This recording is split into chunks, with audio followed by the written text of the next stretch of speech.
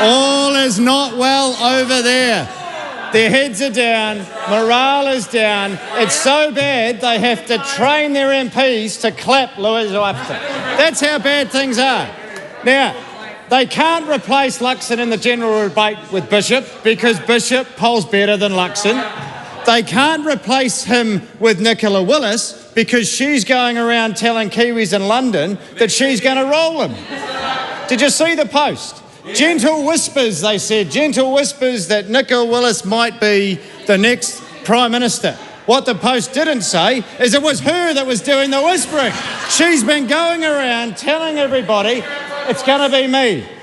Real gentle, it's going to be me. Now, she's got form. Just remember before the last election, do you remember when she got in some hot water when she was discussing with the Auckland business community about rolling Luxon then? And then yesterday, she stood up, all buoyed by her own rumours and her own whispers, and took the Prime Minister's lectern right in front of his face.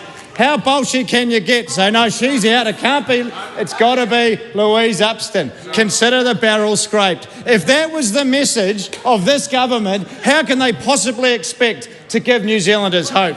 But this is true to form from this government. This is true to form. They think that they can say that black is white and people will believe them.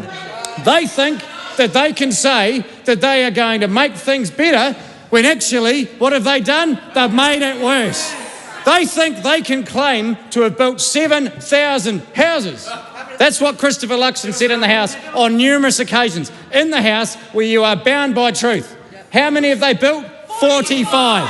45 houses when they promised. Nicola Willis signed a pledge and promised to build 1,000 net social houses in Auckland, and they built 45 in 2 years.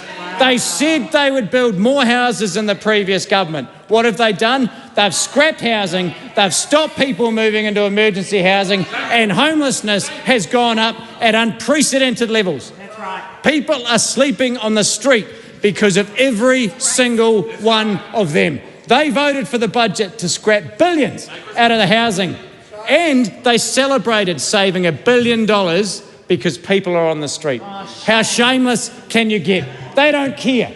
They do not care because they have a strategy to distract and divide. That's right. Now, Mr. Speaker, there's one thing that New Zealanders hate, and that is a lie. And if you were to extend that further, there's only one thing worse, and that is a repeated lie. And there have been repeated lies after repeated lies after repeated lies. What is interesting is that they think New Zealanders are thick, that they can stand there and tell them that the last government wasted money over COVID. It was a pitiful, pathetic effort from Louise Upton, but if you listen closely, that was the message she was trying to get across. They think New Zealanders are so dumb that they won't remember at the time they voted for it. They supported it.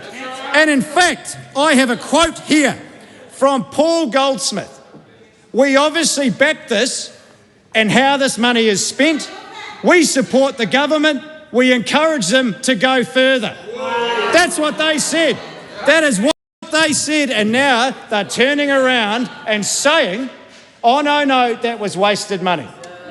They said they would fix the cost of living. Things have got worse. They said they would fix housing. Things have got worse. They said they would fix health. Things have got worse.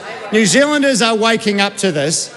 There's nothing worse than a repeated lie. Perhaps a close second is an empty promise. That is all they are. They are full of PR, hot wind, empty promises, and absolutely no delivery. The cost of cheese, the cost of mince, the cost of daily basics. Rates have gone up because of them. Insurance has gone up because of them. And because they gave landlords a $2.9 billion tax cut, they think all is well. Well, I've got a message for the government. Just because your mates think it's going well doesn't mean it is. Ordinary New Zealanders are suffering because of their negligence, because of their division, because of their destruction, and they're waking up to it. This government, led by an absolute dud of a Prime Minister, only has months to go, and New Zealanders cannot wait for the change.